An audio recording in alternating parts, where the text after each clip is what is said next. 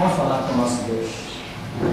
Deus bendito, Deus eterno, nós te glorificamos por esta hora, este momento, ó Deus, tão tremendo e inigualável, Senhor, em que nós aqui viemos, Deus, e como sempre, nunca em busca de ouro e prata, pois se isso for projeto do Senhor, chegará até nós, ó Deus. Porque o Senhor disse: buscai primeiro o reino de Deus, a sua justiça, e as demais coisas serão acrescentadas. Nós cremos na tua palavra, Senhor, e não perderemos tempo em orações com coisas que são passageiras, que estão dentro dos teus projetos já. Mas queremos, ó Deus, graça, discernimento, sabedoria, ó Deus, queremos a revelação para que verdadeiramente os teus planos e projetos se cumpram nas nossas vidas, porque muitos têm buscado o ouro e a prata, Senhor, mas a Escritura diz que adianta o homem conquistar o mundo inteiro se perder a sua alma. Nós viemos em busca daquilo que pode resgatar a nossa alma, ó Deus. Viemos em busca daquilo que pode nos edificar, nos colocar no reino do Senhor e nos tornar nesta terra obreiros, instrumentos poderosos, importantes para a tua manifestação sobre a terra. Capacita-nos nesta manhã a isto, ó Deus, para que desta forma o teu nome seja glorificado e o nosso viver não seja inútil. Por isso nos dá a tua bênção, pois sem ti nada podemos fazer, em nome de Jesus. Amém. Amém. Nós vamos dar sequência aí às nossas perguntas, tirar dúvidas de quem tem dúvida. Quero saber aqui na congregação, se alguém tiver alguma pergunta a fazer, levante a mão. O microfone vai chegar até você para que todos ouçam a sua pergunta. Amém? Alguém tem pergunta? Ninguém? Então vamos. Pastor, eu vi no YouTube um pastor chamado Caio Fábio pregando denúncias contra vários pastores de mídia, Silas, Universal, Renascer e etc. Você conhece ele? Ele é caído ministerialmente falando? Irmão, veja bem, nós estamos aqui, não estou aqui para falar de uma personalidade ou outra. A visão não é essa, eu jamais vou me perder com isso, né? Isso para mim seria se perder dentro de uma visão espiritual. Eu não estou aqui para falar de A, B, C ou D. Eu estou aqui para falar da visão bíblica dos últimos dias. É isto que nós estamos falando. Nos últimos dias, eu sei, após a vida, quem acompanha o ministério tem visto, nos últimos dias só existe uma mensagem a ser pregada. Se chama restauração. A semelhança de João Batista, que foi a restauração para Israel, hoje nós, com a visão que temos, somos a restauração da igreja.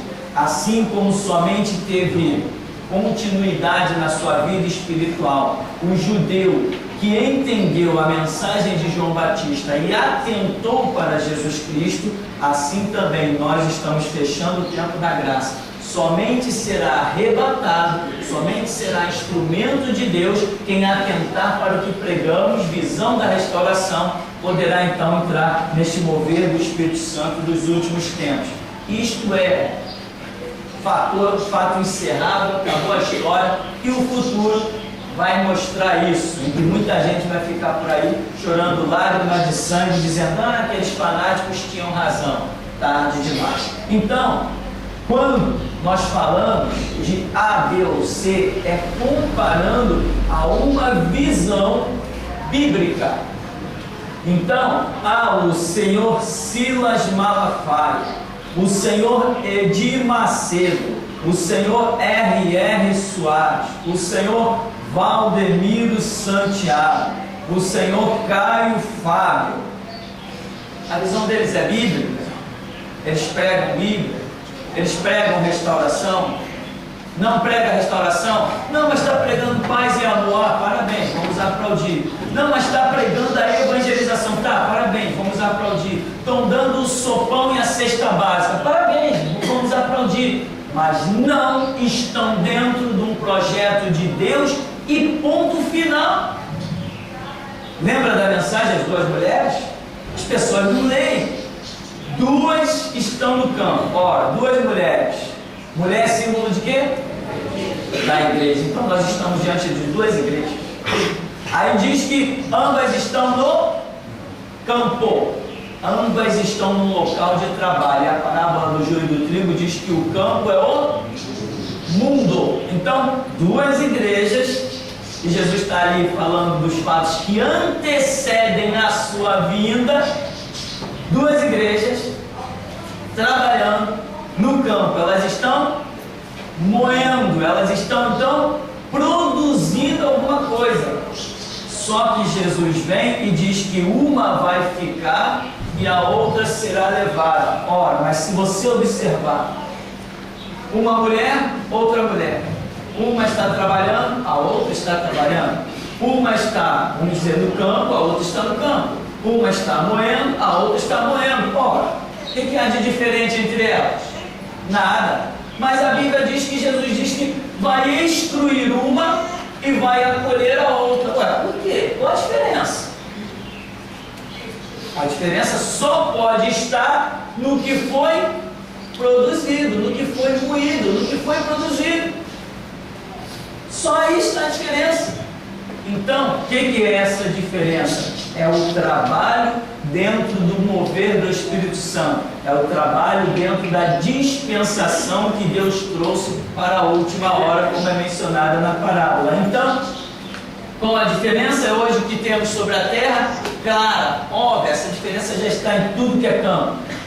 Uma visão arcaica, antiga, de evangelização, folhetinho, Jesus te ama, e brá, brá, brá, brá, brá. E a visão da restauração, que é denunciando, rasgando o verbo, e chamando mesmo de mercenário, ladrão, e denunciando aquilo que ninguém jamais ousou denunciar. Falando que hoje nós temos homens chamados pastores, engravatados, de terno e gravata, de Bíblia na mão, e que não passam de ladrões. Como Jesus também deixou claro quando falou: lobos vestidos de ovelha, lobos devoradores. Jesus falou isso, Paulo falou isso, Tiago falou isso, o apóstolo Judas falou isso. Quem mais? João falou isso, Pedro falou isso, um monte de gente falou isso, mas o crente não quer ler Bíblia. Ou melhor, ele quer ler e traduzir as custas dele. Ele não está pagando o preço da oração para entender a Bíblia. Ah, eu li a Bíblia. E daí? Eu acho que o diabo também lê Bíblia, porque ele citou para Jesus em Mateus 4.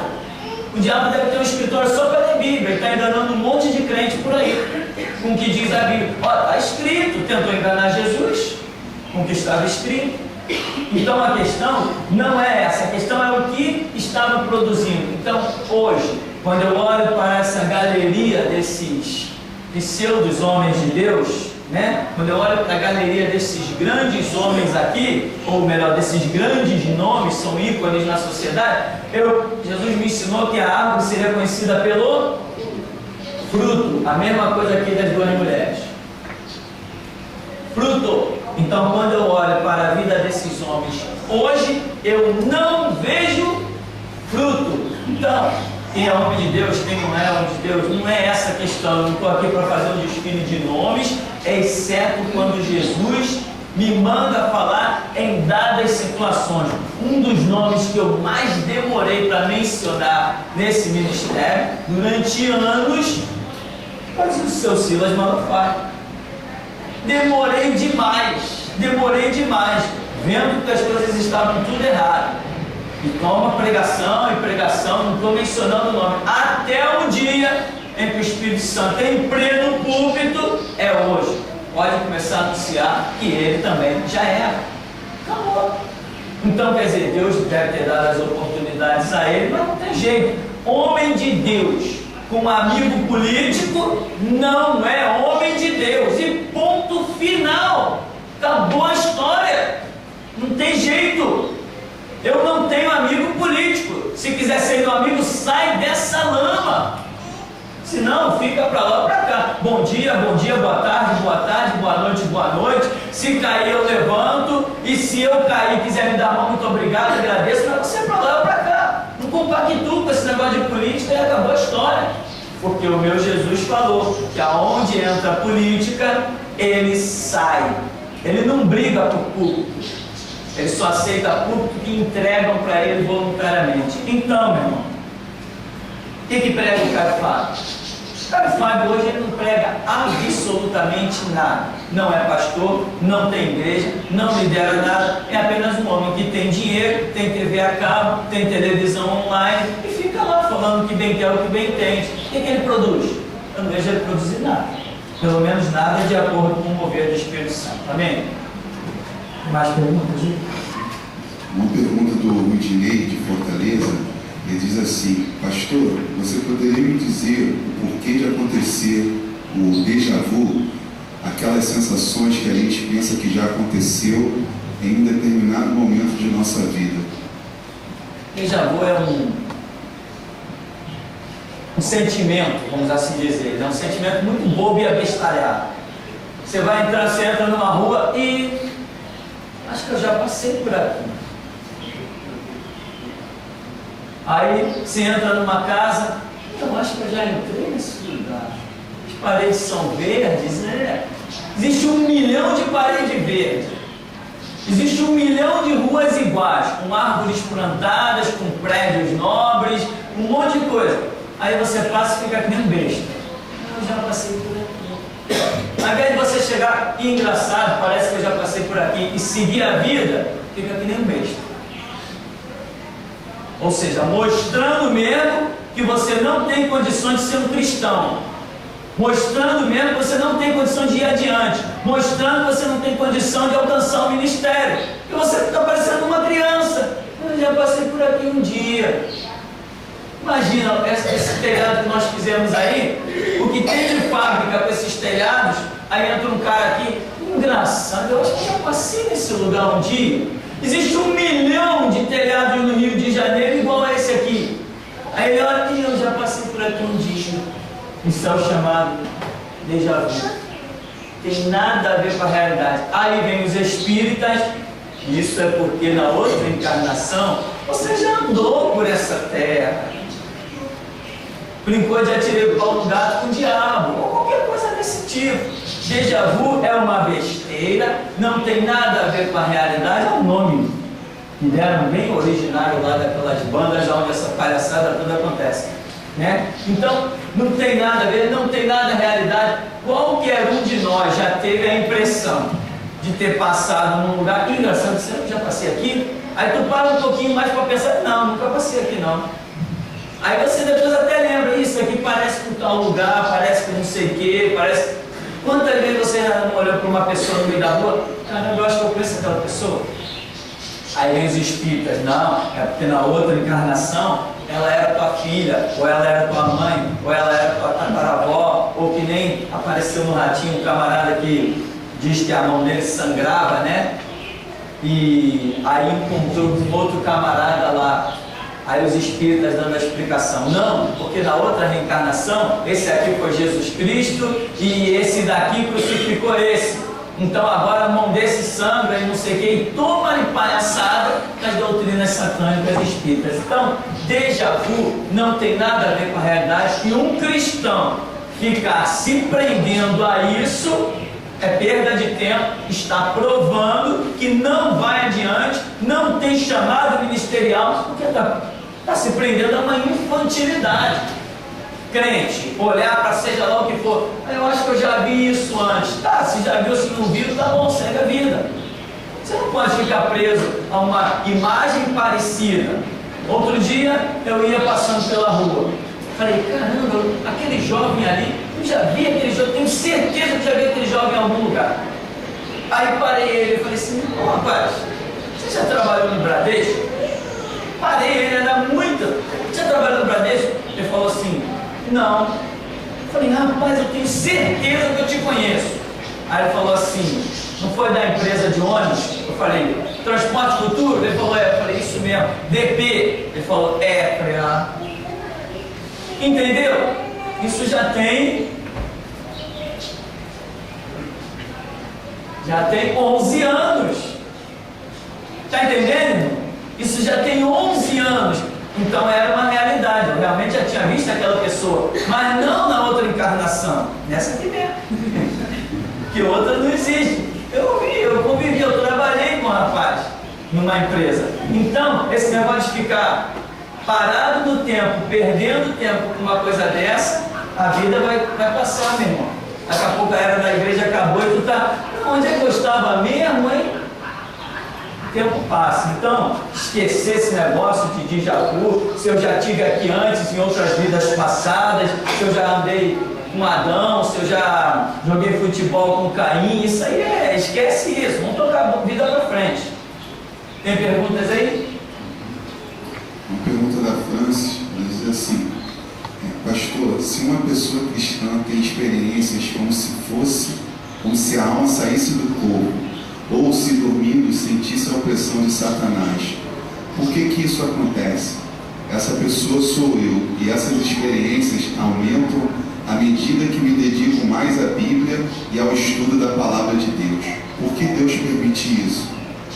Aí tem um complexo de coisas a serem analisadas, né? Um complexo de coisas a serem analisadas. Por exemplo, tem gente que realmente sente a presença do diabo. Eu, por exemplo, quando eu fui do tempo da Igreja Batista, né? Chamar aquilo de igreja para mim é um esforço muito grande, porque igreja tradicional batista, meu irmão, é piada. Não tem nada de evangelho naquilo ali. Tem um convívio social tentando colocar Deus como seu escravo. É isso que tem as igrejas batistas. Então, eu conheci uma família, o chefe dessa família, o marido, por exemplo, ele batia no peito e dizia assim: eu tenho 40 anos de evangelho. Isso é muito bom, foi criado no evangelho, o pai levando para a igreja, botando terninho, contava aquelas histórias todas do interior. Então, tenho 40 anos de evangelho, era um diácono. A esposa desse camarada era uma diaconisa. A filha era diretora de um chamado multiministério que tinha dentro da igreja, era regente do coral, regia não sei o que, dava aulas de música, um monte de coisa. E essa diaconisa dessa família vivia um drama terrível. Meia-noite, quando ela tinha um reloginho na sala que fazia brim, blom, meia-noite, ela podia esperar, que ela só ouvia passos subindo as escadas. Daqui a pouco ela sentia uma presença do lado dela. O diabo pegava ela, sacudia ela que nem um trapo velho, sacudia, jogava ela na cama de novo e ia embora, descendo as escadas. Diabo, cadê a vida espiritual? Manda o diabo vir meia-noite acordado, me tirar do meu sono. Eu tomo o chifre dele. Entende as coisas? A diferença? Autoridade você não tem porque quer ter. Autoridade você tem porque você tem. Alguma coisa, algum mover espiritual aconteceu na sua vida que você diz: diabo, aparece. E ele não vai aparecer. Ele sabe que é uma luta perdida. Se ele acredita que não vai ganhar mesmo, ele está vendo uma situação, ele está vendo os símbolos na sua vida, marca na sua testa, está vendo a sua autoridade, está vendo o seu conhecimento, ele está olhando a sua vida, está vendo uma vida limpa, sem brecha para ele entrar, ele não vai aparecer. Então essas coisas, essa experiência que eu estou contando, mostra o quê? Gente sem autoridade. Não, eu sou diácono. Tá bom, o diabo é diabo. Ele é diácono, o diabo é diabo, o bispo é bispo, o papa é papa, o padre é padre, o pai de santo é pai de santo. Tem gente querendo repousar no seu título. Eu não repouso no meu título, eu repouso no dobrar dos meus joelhos, no colocar o meu rosto em pó. É nisso que eu repouso. E com isso eu digo que vem o diabo. Mas qual é o teu título? Não me interessa o meu título. Vem! Então, meu irmão, tem que ter autoridade. E tem mais, a autoridade está da igreja de um modo geral, ela está se perdendo, se perdendo, se perdendo, se perdendo. E quem não pular com tudo para dentro da restauração vai virar peteca na mão do diabo, porque a autoridade será dada somente na restauração. À medida que a restauração vai crescendo, as outras organizações vão perdendo cada vez mais a sua unção, a sua autoridade, o poder de pregar o evangelho. À medida que nós, restauração, vamos crescendo, as outras igrejas vão perdendo o poder. É exatamente assim Diz a Escritura, sendo Anás e Caifás sumos sacerdotes, veio a palavra a quem? A João Batista no deserto. É exatamente isso.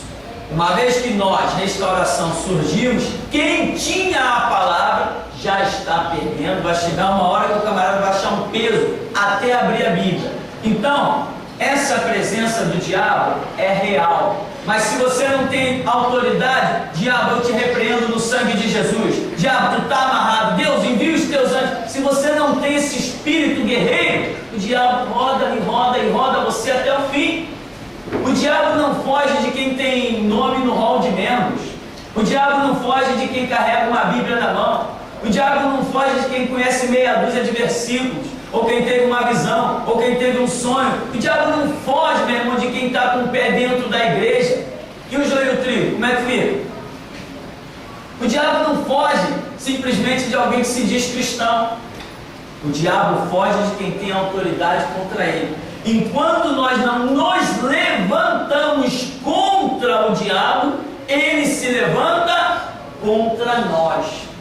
A regra é essa: se o diabo começar a te perseguir, enquanto você não der meia volta e passar a persegui-lo, ele vai sempre prevalecer de alguma maneira, ele vai sempre te oprimir de alguma maneira. Mas quando você entrar na guerra, Satanás, eu te repreendo, Satanás, eu sou maior do que você, o Espírito de Deus está em mim, e começar a se alimentar da palavra, citar versículos com entendimento, dobrar os teus joelhos e entrar na guerra. Se você fizer isso, você vence a guerra. Se você foge, Deus me protege do diabo, Jesus, o diabo está vindo pela esquerda, lá vou eu pela direita. Ele vai te perseguir a vida inteira.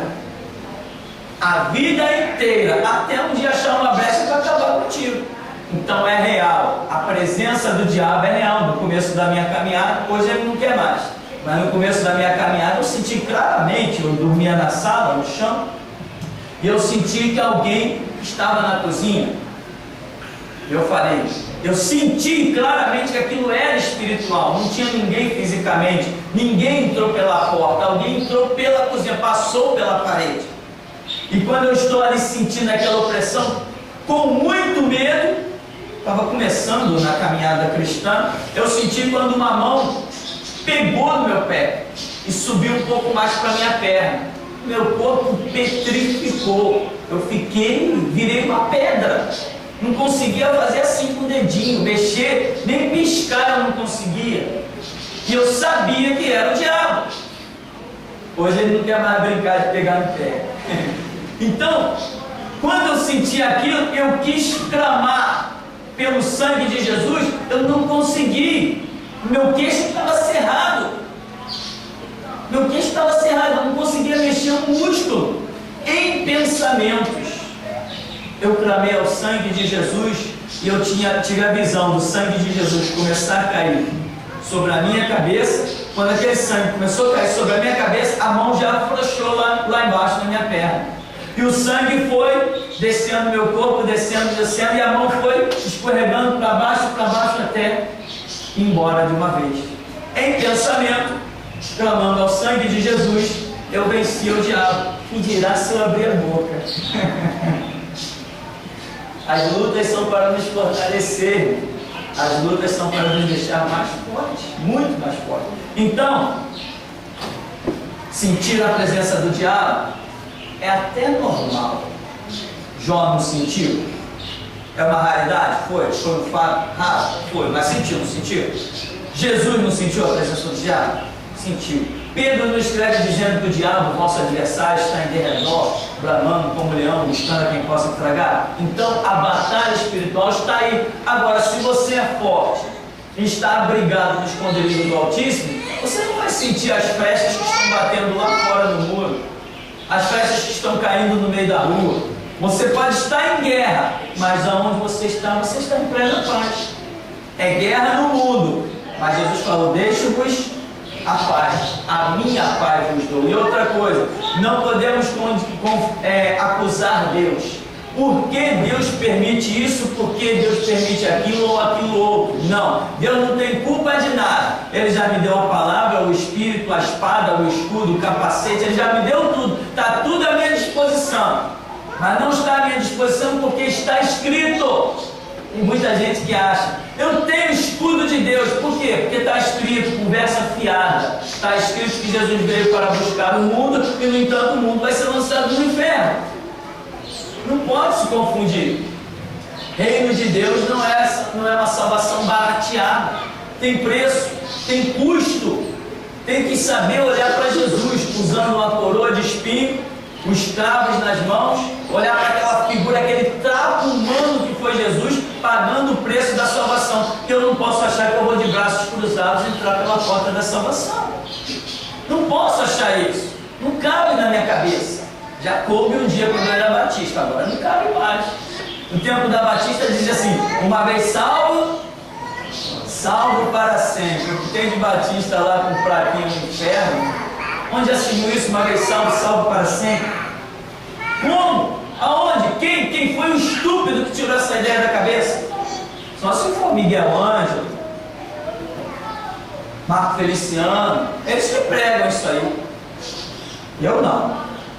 A Bíblia não diz nada de uma vez salvo, salvo para sempre. Então, não adianta eu querer, por que Deus permite isso? Por que Deus permite aquilo ou aquilo outro? Não, eu tenho que ver em que eu estou fracassando. Porque em todas quantas são as promessas de Deus, nelas temos o sim. Lucas 10:19 diz o quê? Eu vos dou o poder para pisar serpentes, escorpiões, toda a força do diabo, e nada vos causará dano algum. Ora, se alguma coisa espiritual está me causando dano, eu não vou buscar o erro em Deus. Por que tu permite? Não, Deus, aonde estão as brechas da minha vida?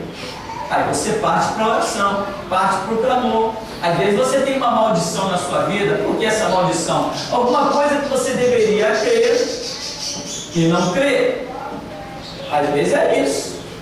Às vezes Deus te dá uma palavra que é para você depositar sua confiança e você negligencia ela. Quanta gente eu já soube que saiu daqui da igreja dizendo: não, essa pregação aí é a visão do pastor. E coincidentemente em situações que eu nem sequer tive a oportunidade de abrir a Bíblia para pegar uma palavra. Coisa linda que na hora assim, que depois eu pego e digo: caramba, que coisa tremenda. Não tinha nenhum projeto de falar nada sobre isso. E sobre essas pregações tremendas, tem gente que sai daqui falando mal. Por quê? Eu não sei o que vem fazer aqui. Eu não vou chamar ninguém na sua casa.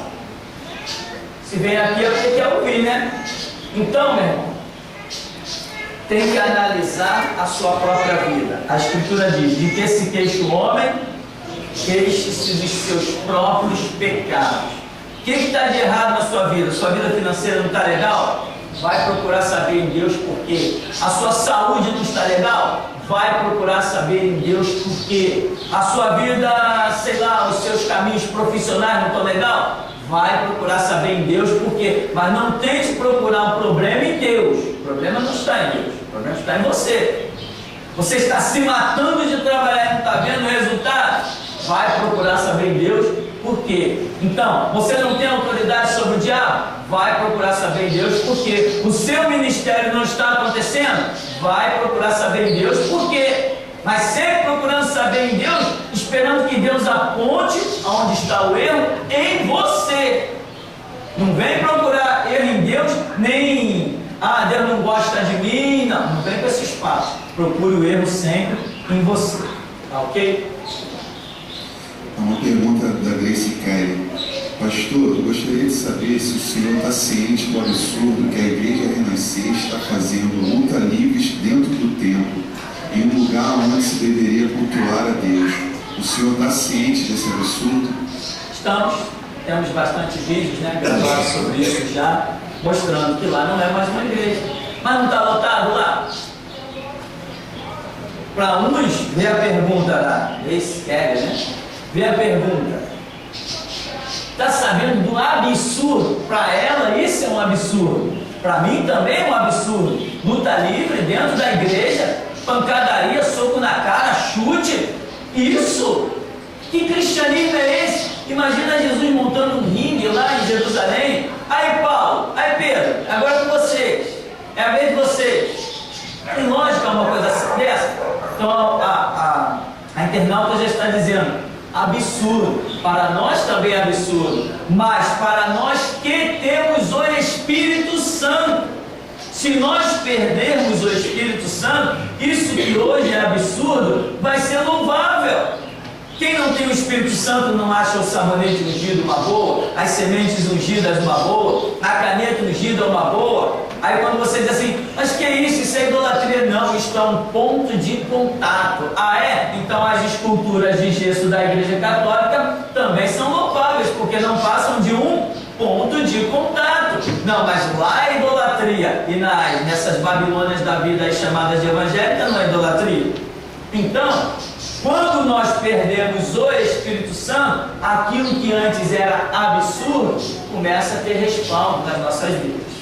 Então nós estamos cientes disso mesmo e já estamos falando que ali não passa de mais um templo de Satanás. Hernanes e aquela bispa de meia tigela, tudo filhos do diabo, servos de Satanás, de Bíblia na mão, engravatados a caminho do inferno. Porque o homem de Deus que tem o Espírito Santo jamais colocaria uma pancadaria de um rinque de vale tudo dentro da igreja.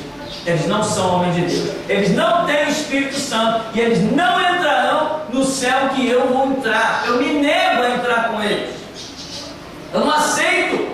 Se eu viesse, se for chegando na porta do céu e Jesus mostrar eles lá, eu vou dizer assim, Jesus, então eu fui palhaço? O Senhor me fez de palhaço lá na terra? Me recuso a entrar num céu com um camarada que põe vale tudo dentro da igreja. Cadê o Espírito Santo? Cadê os frutos do Espírito? Negativo. Não aceito e ponto final. O Deus que nós servimos não é o mesmo. Eu sirvo a Jesus Cristo e os vale tudo da vida servem ao diabo, a Satanás. Uma pergunta do Anderson Júnior. Fui convidado para na semana que vem ir na igreja Ministério Apacentar de Nova Iguaçu. O pastor tem algo a dizer com relação à doutrina da mesma? Qual é o nome dele? Anderson Júnior. Anderson Júnior. Não esquece de levar uma canetinha para anotar um bocado de nome de político, né? Certamente vai ter um bocado lá, né? Então, apacentar, seja da onde for, não adianta, tem que ter o seguinte entendimento: se tem político, não tem Jesus Cristo, e lá ele vai encontrar um bocado de político. Temos mais perguntas aqui? Alguém? Não? Alguém? É uma pergunta do Valdo Terra, lá de São Paulo. Por que tantas pessoas dizem que vários homens intitulados bispos e pastores e apóstolos estão envolvidos na maçonaria, mas nunca aparecem as provas? Ao contrário, aparecem sim as provas, e tem-se todas as provas. Ele não conhece as provas, mas existem sim as provas e está tudo muito bem provado. Seu Silas Malafaia, seu Edir Macedo, esse que foi mencionado dessa igreja aí, que acabou de mencionar aí, apacentar não sei das quantas, toda a igreja presbiteriana, toda, não tem não existe um pastor presbiteriano na face da terra que não seja maçom. Não existe um. Então, ele que não tem caminhada ainda suficiente para ter as provas. Continue caminhando que ele vai ter as provas. Então, tem as provas sim, é tudo maçom. Tudo envolvido na maçonaria. R.R. Soares e Valdemiro Santiago, é tudo envolvido em maçonaria, tudo servo do diabo. É só ele caminhar mais um pouquinho que ele vai ter as provas, que aqui no caso eu não vou me deter. Mas existe um pastor que foi um dos líderes máximos da maçonaria, chamado pastor Saad, Stephanie Saad, onde ele fala ali claramente como membro da maçonaria que foi, e ele vai dando os nomes de todo mundo, inclusive Francisco Silva, Harold de Oliveira, o que foi cunhado do Harold de Oliveira, um radialista aí que agora entrou para a política, Brizola, filhos e sobrinhos do Francisco Silva. Ele vai dando o nome de todo mundo, dizendo: é maçom, recebia dinheiro da minha mão, eu pagava tantos R$1.000 a fulano, eu pagava tantos R$1.000 a ciclano. Ué, por que ninguém vai lá e acusa ele de nada? Por que ninguém coloca ele na cadeia? As acusações são sérias. E outra coisa, se você vê alguém dizendo assim: Estão dizendo que eu sou maçom e eu não sou maçom. Pronto, está dada a resposta. É mentira. Se o camarada simplesmente diz que não é maçom, é bem provável que ele seja realmente um maçom. Um dos pactos da maçonaria é não declarar ser maçom. Eles só se identificam um para o outro através de assinatura, através de aperto de mão e por aí vai, através de símbolos dentro das suas lojas, dos seus comércios.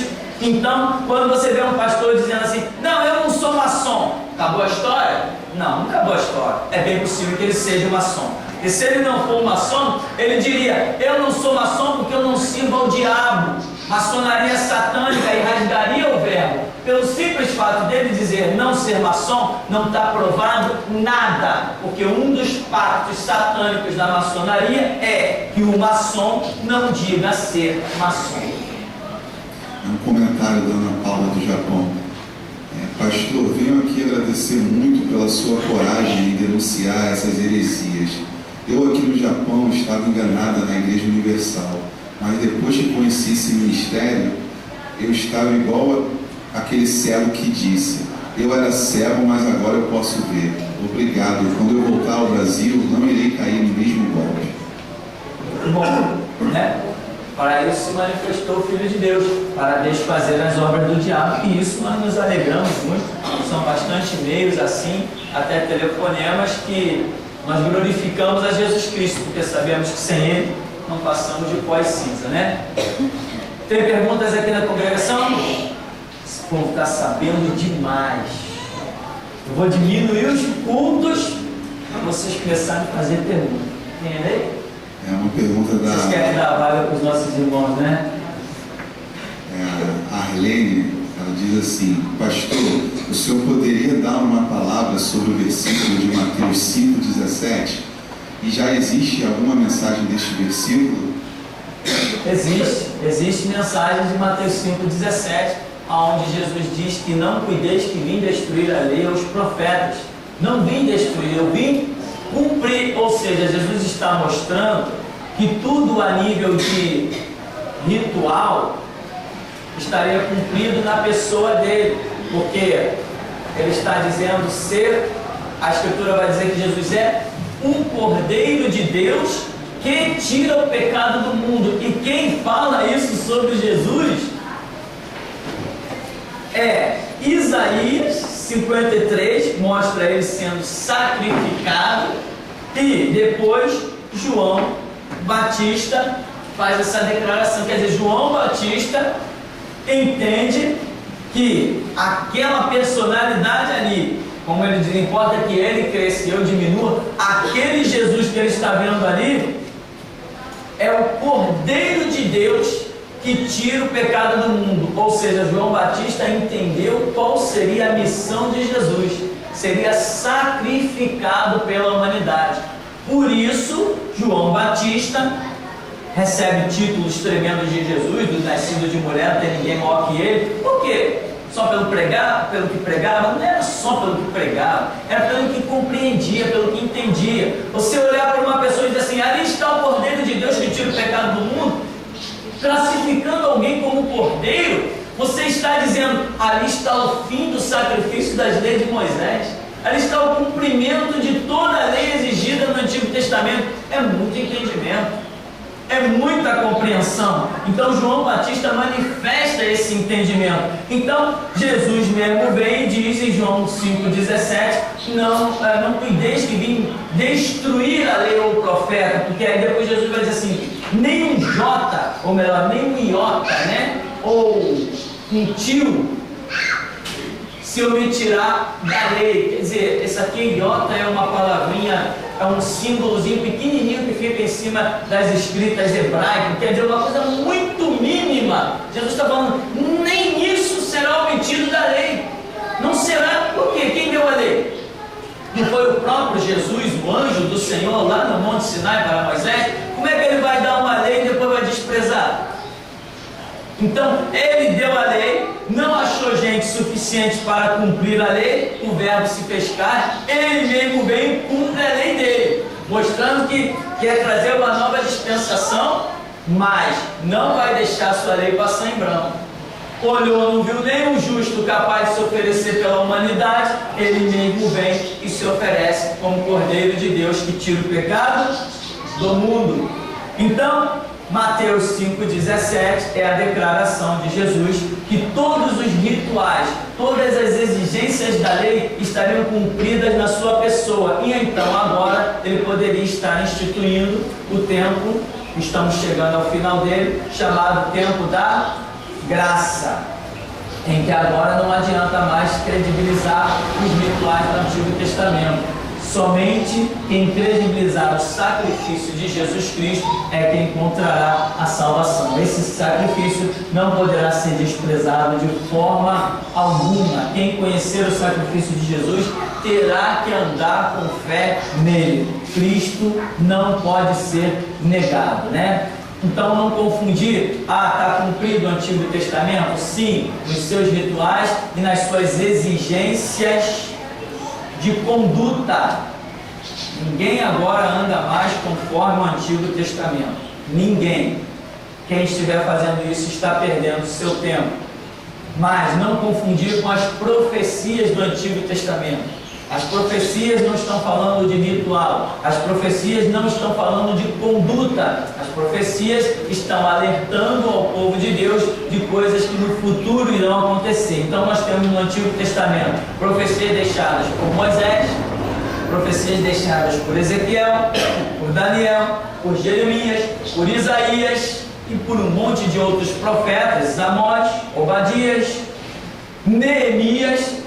E essas profecias ainda irão se cumprir dentro de pouco tempo, em meio ao reinado do Anticristo e durante o próprio milênio. Mas profecia não está falando da conduta das pessoas. Então, a nível de conduta, rituais e etc., tudo está cumprido na pessoa do Senhor Jesus. Porque Ele disse, não judeis, eu não vim destruir, eu vim cumprir. Amém?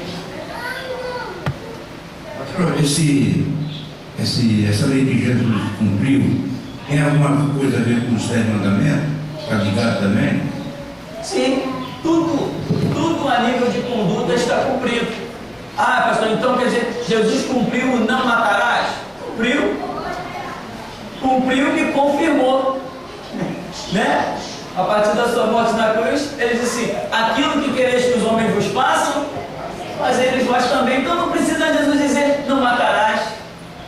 Você quer que alguém te mate? Não, o princípio da vida está dentro de nós. Se eu não quero que ninguém me mate, eu posso querer matar os outros. Então, Jesus falou, não dirás falso testemunho nem contra ti, nem contra o teu próximo. Eu não quero que ninguém minta a meu respeito. E como mentir ao respeito de alguém? Então, tudo está cumprido na pessoa do Senhor Jesus, inclusive os 10 mandamentos. Porém, os 10 mandamentos é uma questão de princípios intrínsecos, ou seja, que fazem parte do caráter, da essência do ser humano. E assim sendo, quando vemos a morte de Cristo e a sua ressurreição, a doutrina do Evangelho confirma esses princípios que fazem parte do caráter, da essência do ser humano. Muita gente já fez pergunta assim, por e-mails, pergunta muito estúpida. Pastor, quer dizer que não temos mais que guardar o Antigo Testamento? Então quer dizer que agora eu posso matar? Isso é muito estúpido. Ou seja, é demonstrar que não conhece nem o Novo Testamento. Porque no Novo Testamento, mesmo se eu não tivesse o Antigo Testamento, só tivesse o Novo de Mateus e Apocalipse, eu encontraria respaldo para matar alguém? Não encontraria. Então não é porque a lei para a igreja é exclusiva do Novo Testamento que eu posso matar, porque está escrito lá, não matarás no Antigo Testamento, e eu estou pregando somente para a igreja Novo Testamento, porque doutrina para a igreja é somente Novo Testamento. E não confundir, né? Novo Testamento é Mateus, Marcos, Lucas e João. Tem gente que chama de Novo Testamento a todo o escrito de Mateus até Apocalipse. Não. Novo Testamento é aquilo trazido e ensinado por Jesus Cristo. Mateus, Marcos, Lucas e João. Aí está o Novo Testamento, que são os 4 livros representados nas 4 faces da visão de Ezequiel, capítulo 1. Até hoje a igreja está prestes a sair da terra e tem gente que não sabe isso. Que o Evangelho é Mateus, Marcos, Lucas e João.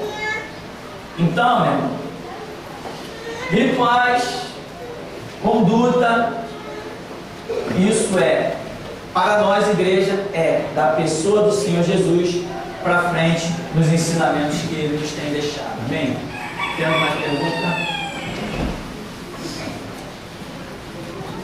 Pastor, eu estava fazendo a distribuição desse que eu adquiri aqui, e uma pessoa me falou assim: mas vocês falam que a evangelização já está arcaica, já passou, e que agora a restauração, aonde você pode me provar isso na Bíblia? Aí o senhor falou também semana passada, o senhor nos aconselhou a meditarmos em Isaías 61, aí me veio na mente aqui, mas a restauração está especificando por Isaías 61. Então eu peguei e falei para ele: se você ler Isaías 61, você vai saber o que é a restauração. Só acho que eu informei certo? É por aí, não é só um detalhe ou outro, né? Às vezes as pessoas cometem o erro de pegar a Bíblia, que tem 66 livros. Irmãos, se Deus separou 66 livros, Ele poderia separar um livrinho só, um capítulo só, um versículo só. Poderia.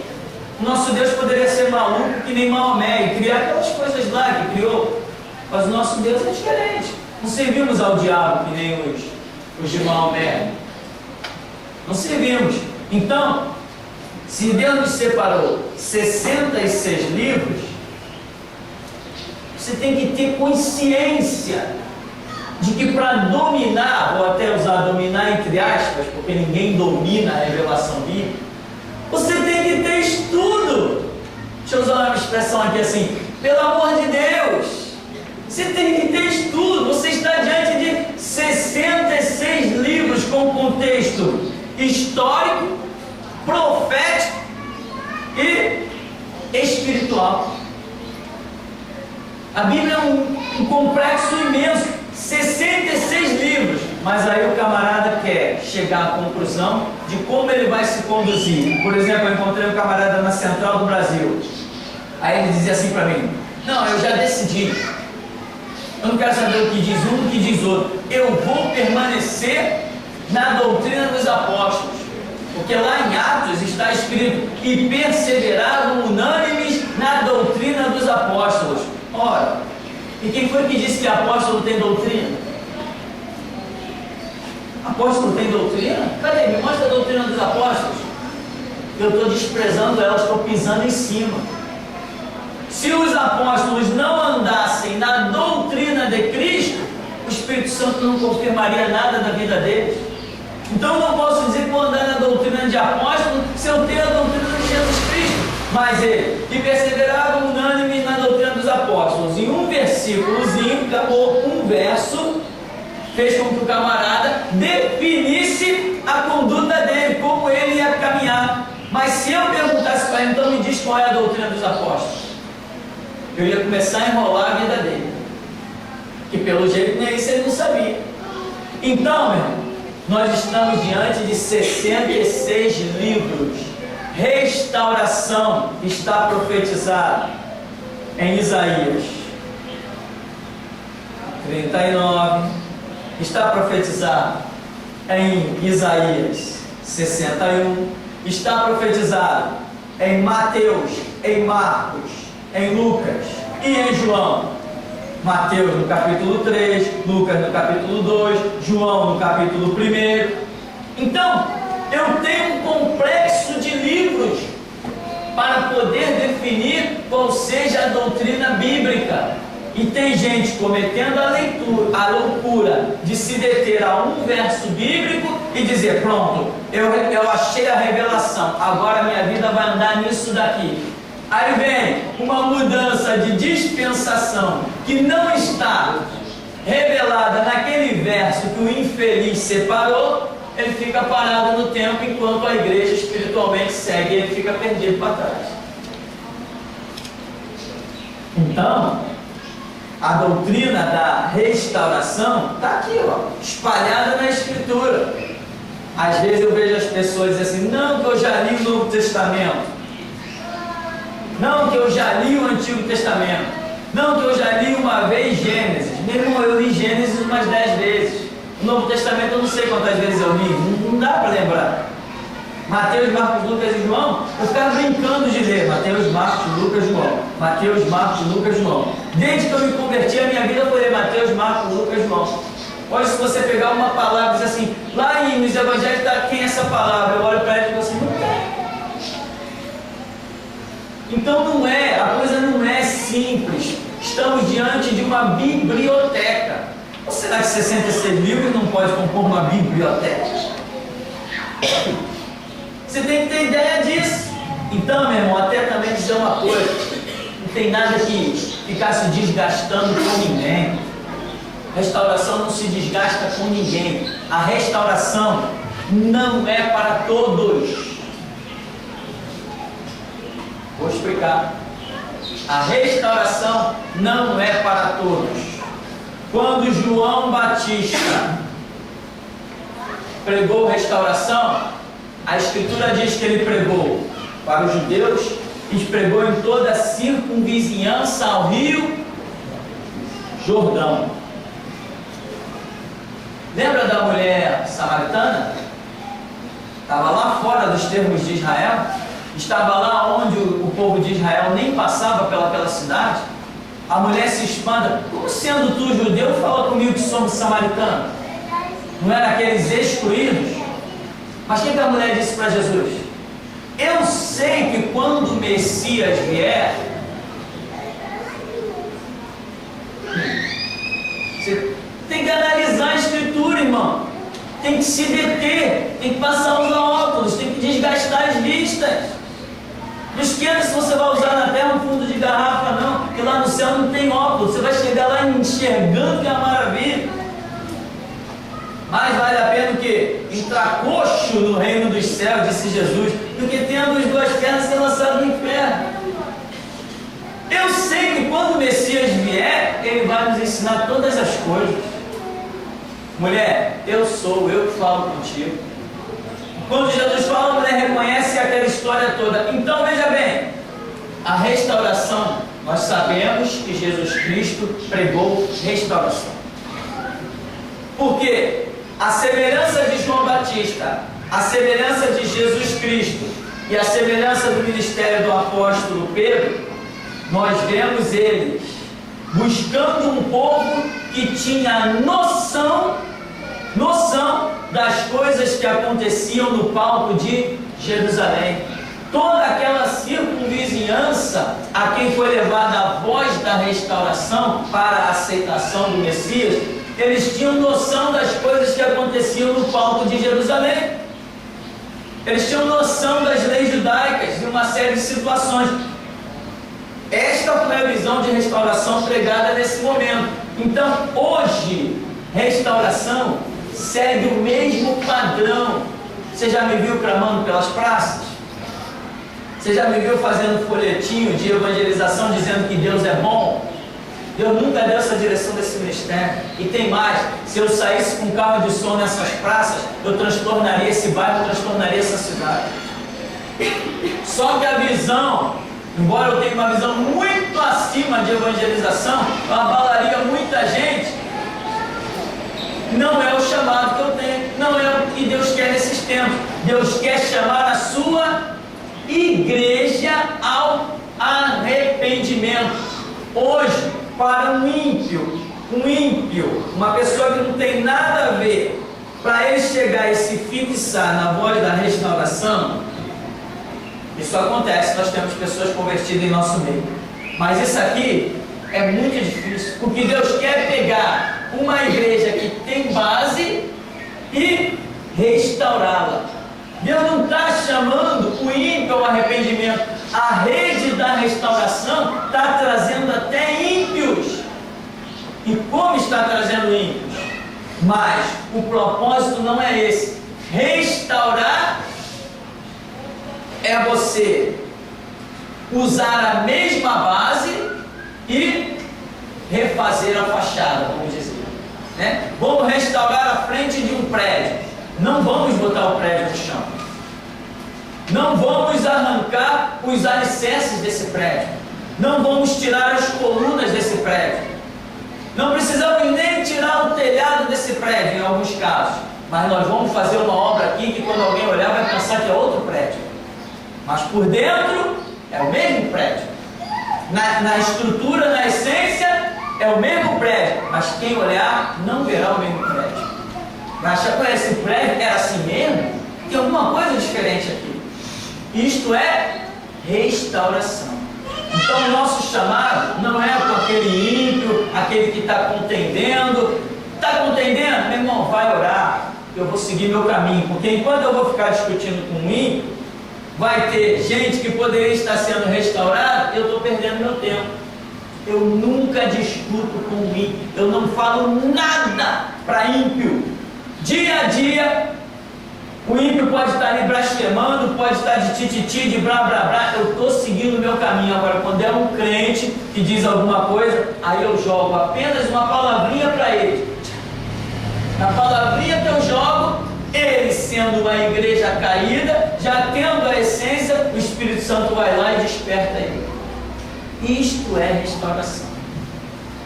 Se alguém está perdendo tempo em evangelizar, distribuir folheto para ímpio, está perdendo tempo. Totalmente.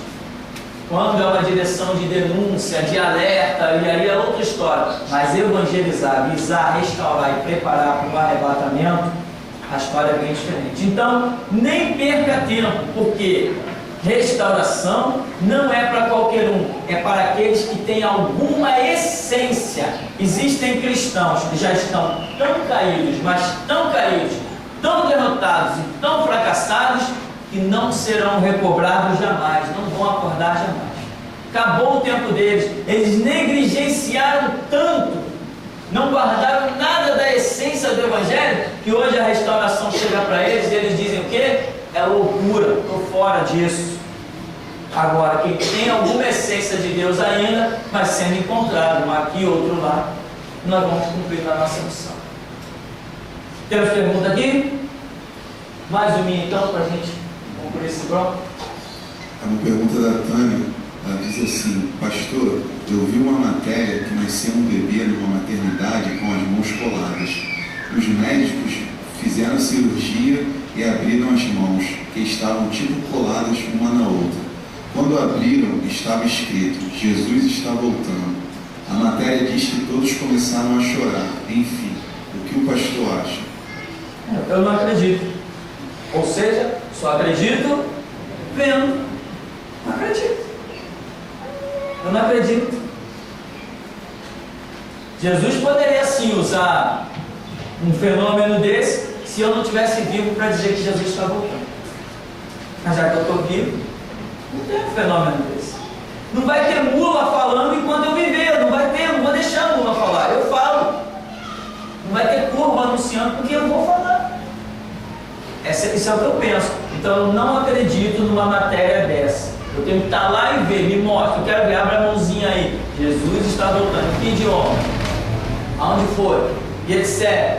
E por aí vai. Eu sou muito crítico, e põe crítico nisso. A minha fé é muito fundamentada, eu não dou passos. Eu ando na fé, voando, todo emprumado. Não tem nada disso comigo. Eu sou uma pessoa muito consciente, eu dou passos muito firmes. Eu não acredito em qualquer coisa.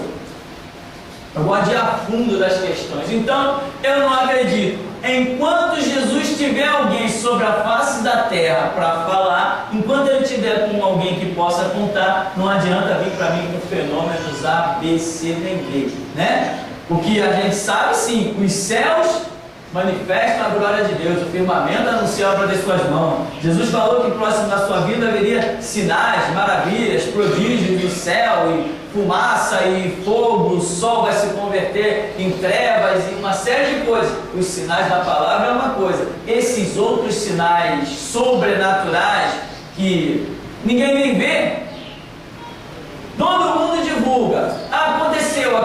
Aconteceu, mas realmente ninguém vê, então eu não acredito nisso. Principalmente que hoje Jesus não precisa de um sinal desse fechado, restrito dentro de uma maternidade. Ele tem eu para pregoar os quatro cantos da terra. Isso é o que eu penso. Pode ser prepotência, pode ser loucura, pode ser o que é, mas é assim que eu caminho. Amém? Vamos dar uma paradinha então, daqui a pouco a gente volta.